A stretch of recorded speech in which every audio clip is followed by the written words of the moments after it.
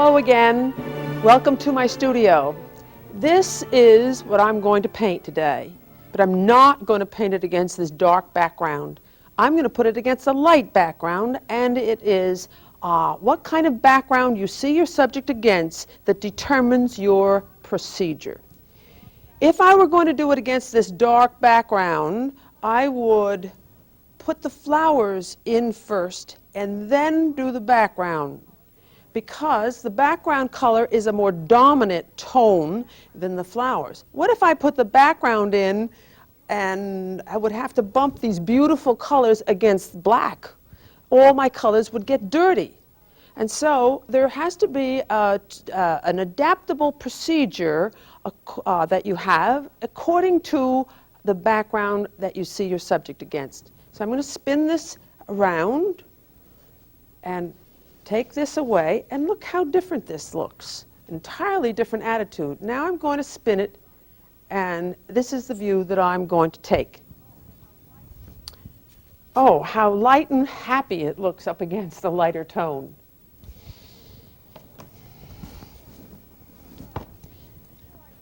So, before I even start filling in either the flowers or the background, I have to establish the composition. And so this lovely yellow flower is going to be up here at the top. I'm not going to go any further than here. I'm going to have the vase in here and a flower falling down. I have a nice cast shadow over on this side. When you paint flowers, never start with the vase. Start with the whole arrangement. Because if you start with the vase, you'll have to make it so big that the flowers will go out of the picture. And so what's more important about a bouquet, the vase or the flowers? The flowers are. And so I always start with the vase and start with the flowers and then adjust the vase accordingly. And it's going to be something like this. Right in here is going to be the focal area, the all-important focal point of every composition. Never in the middle, off to the side and up. Well, it's going to be right about in here. The bigger I make the focal point, the better I'll have it. And I always like to say the focal point is like dropping a pebble right here and seeing how the water moves out from it. Remember, one focal point per customer. And so the dark background I would not do first. I would do the flowers first, all bigger than they are. But on this one, I want a very light background. So it's possible for me to put in the background color first. Now, yes, that's beigey. I have that drape up there for the tone, not for the color. I can make the color any color I want. I'm going to make it kind of a gray blue. Lots of turpentine and nice and light. Oh, that is really delightful.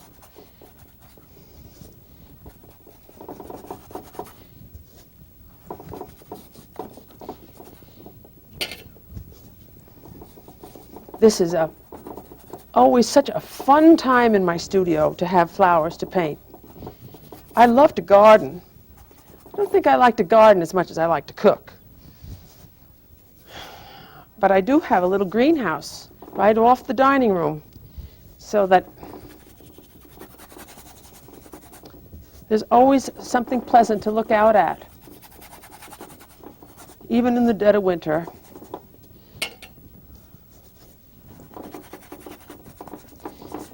I think that painting is a lot like cooking. When I have a dinner party, I sit down and I plan out the menu. Plan it all out ahead of time.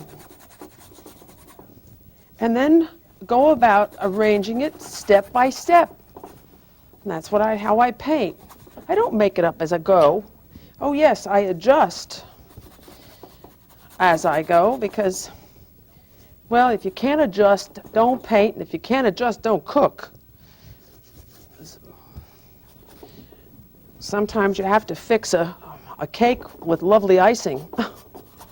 There's that wonderful cast shadow again that's going to give this a little bit of depth. Yes, I can talk about and tell you about so many things, give you clues as to how you should figure out a procedure or a plan. There's one thing I can't give you, and that's my experience. And this is what gives me this carefree abandon on the canvas. You may be, well, a bit intimidated, but don't be. Just do it. See what happens. And use a lot of paint. I know why the beginner doesn't use enough paint. He says, I'm not good enough to use a lot of paint. And that's not true. Sure, any honest attempt is worth.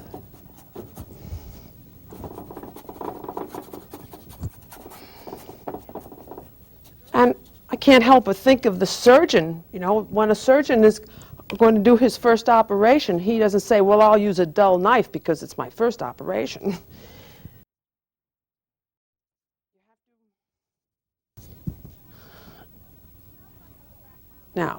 Now that I have the background in, and I know that this light color is not going to contaminate the colors of my flowers,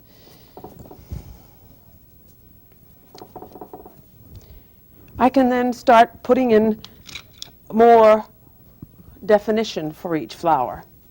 And why don't I put definition as well as put in the color? I'm going to have a yellow one here.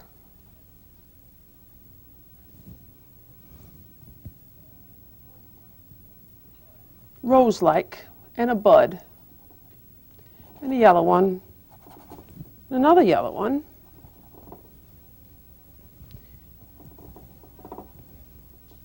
Another yellow one here. Oh my, my. I didn't move the background down close enough.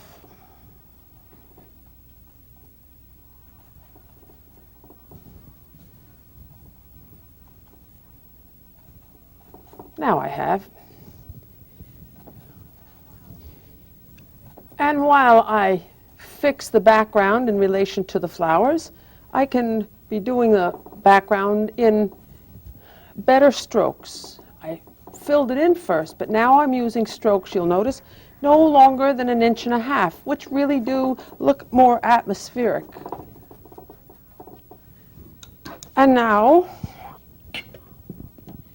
why don't I take a bigger brush to suggest these white ones.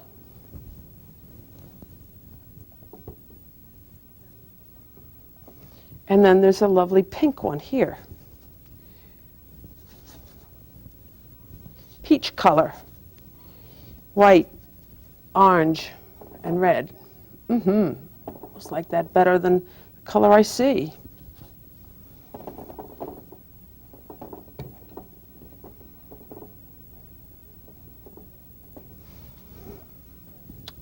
And then there's this rusty red.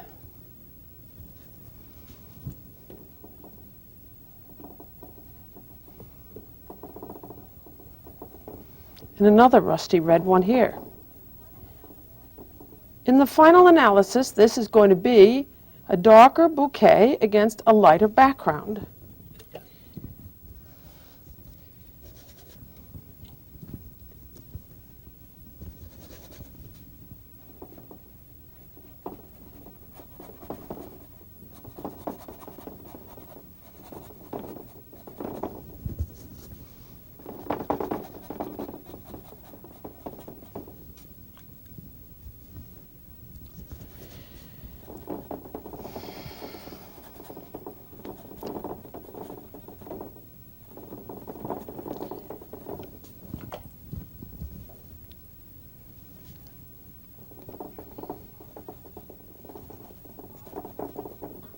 The hardest part to teach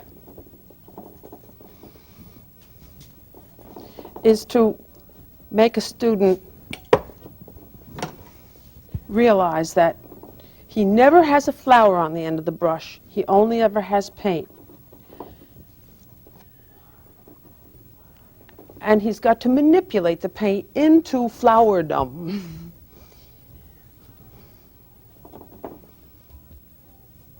Respond to the way it begins to look, and it always looks different. Every time you are at an easel, it looks different.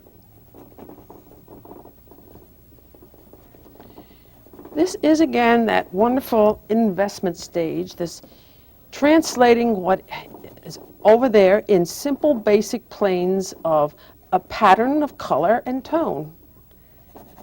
This is sap green, by the way, a wonderfully handy color to have on your palette if you want to paint flowers. It's such a natural-looking green.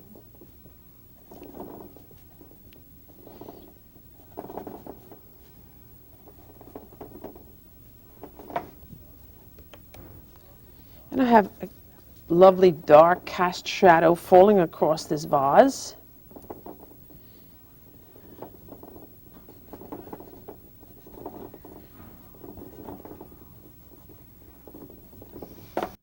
And so many times when beginners get involved in painting flowers, they forget the vase completely. Shouldn't do that. Should develop the vase in color in the same attitude as the flowers. Because if you do the flowers and finish the flowers, and then say, now I'm going to do the vase takes on a different personality. Sometimes it gets very stiff. So if this is very stiff and this is very happy, it almost looks like you might look if you had a negligee and track shoes.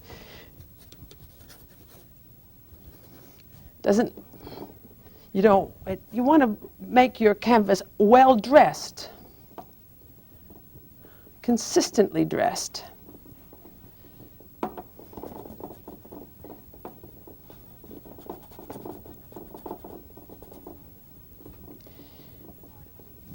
And it's this part of the bouquet, too, that is not, well, it's rather difficult. Because this is where you want your background to go behind the flowers, have the vase sit in the atmosphere, and then have the foreground come in front of it.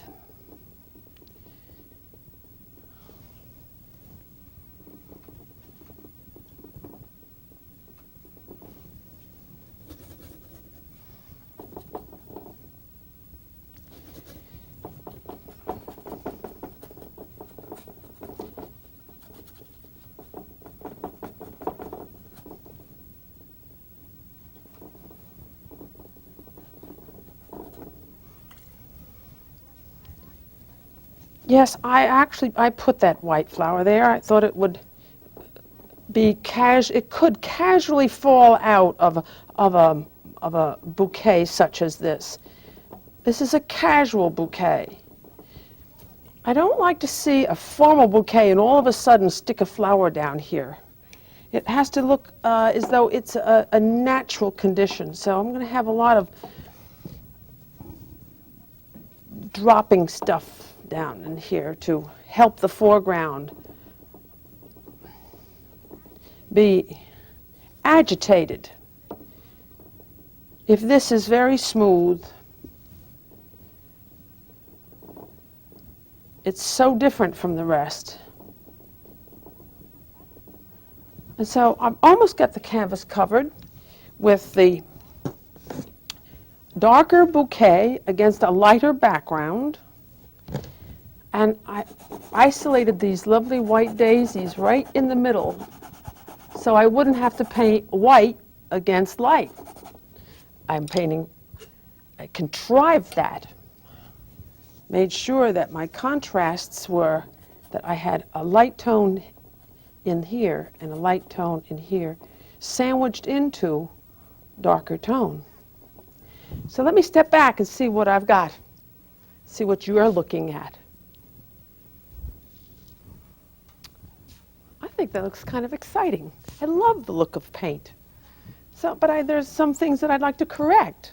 I don't like these two things so much the same size. I think I'll make this a little bit more fluffy by pushing the background in there.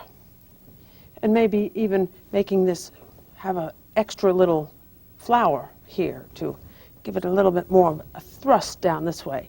And these look as though they're sticking up all by themselves too much. So maybe I should incorporate some of these dark little leaves up in here.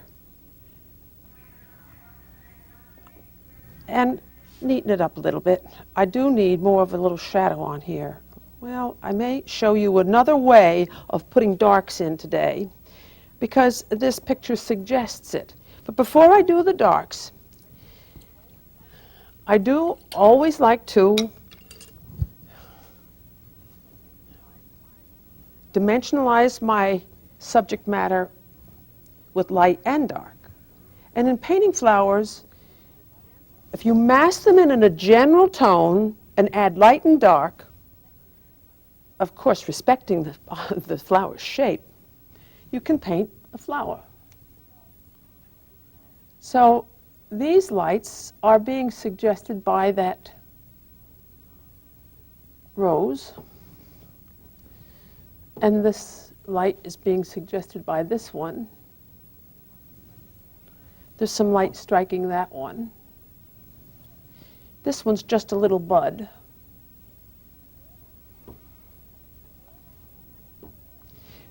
And all that yellow up there, well, might be balanced by the yellow that I have in this, oh, that's too light, in this daisy, and in this daisy. As soon as you have one color close to the edge of the picture that is not repeated someplace else, it becomes quite a dominant force. But I don't want these to take away from the focal area. So I've spread the yellow around. That yellow got a little dirty. So now I'll work on the focal area by making sure that I have some real light petals on this daisy. But not in there. That's in shadow from that rose. This flower needs some brightness.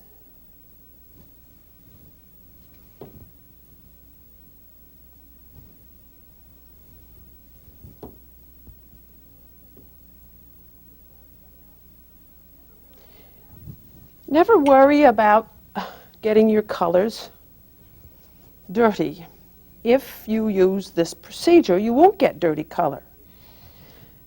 Dirty color is the name given to a magnificent color in a rotten place.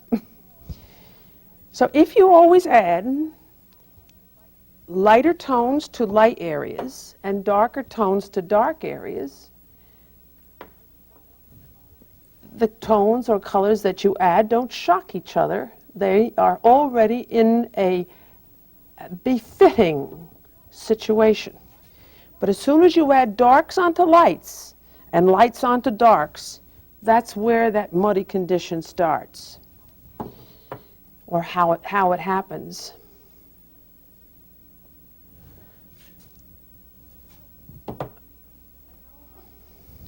I know that many people suggest that you always put in the darks first.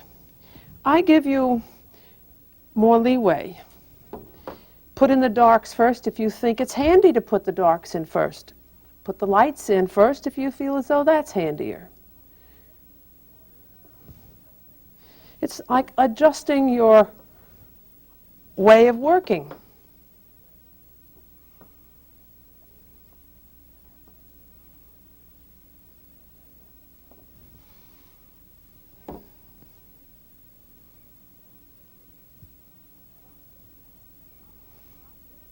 If someone just drops in, I cook differently than if I have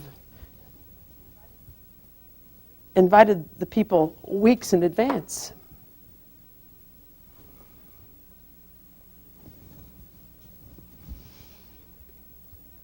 Here's a chance to bring that yellow down. I can add some nice yellowish, rusty colors on these daisies over here.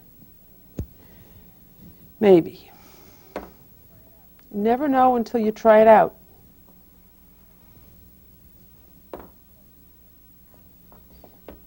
And this suggests some dimension to this picture. And I'm going to stop a minute so I can clean my brush. Let me get one little splash of nice light down here. Oh, and I should get some light on that flower.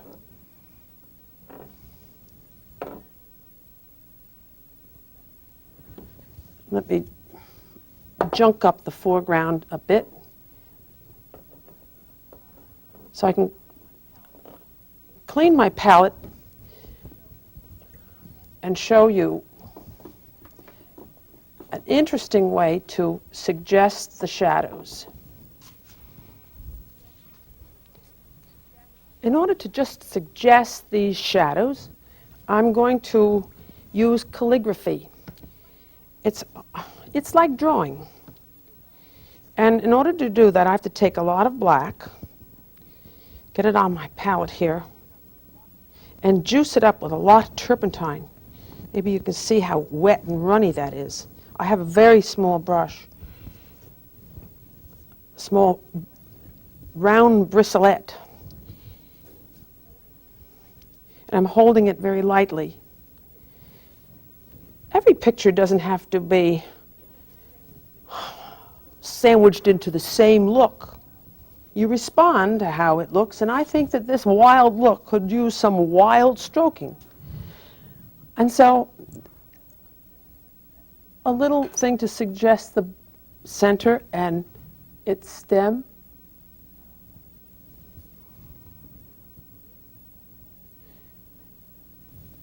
Dimension and intrigue.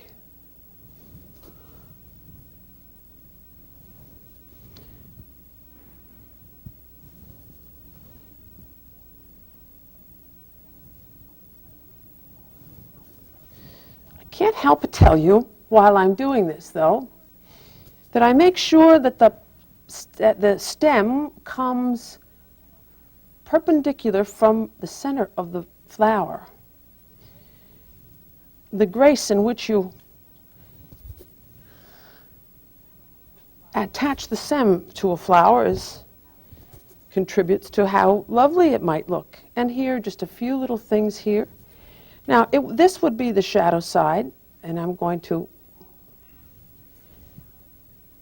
just suggest the shadow side with lines. This would be the shadow outline side of that daisy, and over here. Constantly have to go back to your palette to replenish.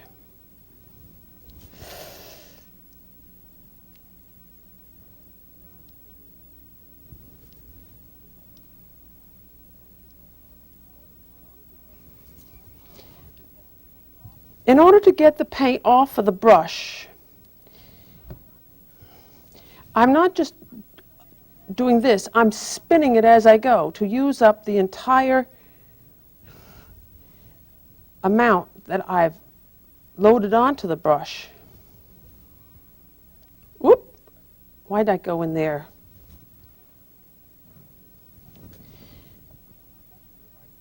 I especially like to do this when I work in acrylic and high plar, because this would all be dry, and so my calligraphy doesn't get contaminated by sliding over wet paint.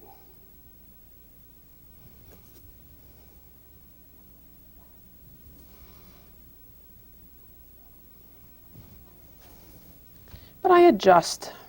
I can do it in oil too. Remember I said I'd show you a new way to do the shadow on that vase. Here's a new way to just suggest the cast shadow. Now,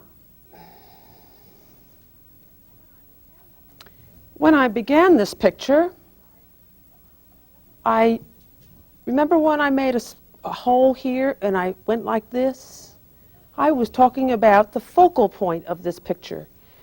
And next time we meet, I'm going to really talk about the focal point instead of just mentioning it briefly as I did this picture. So please join me again when I talk about the focal point, or maybe I'll teach you how to make soup.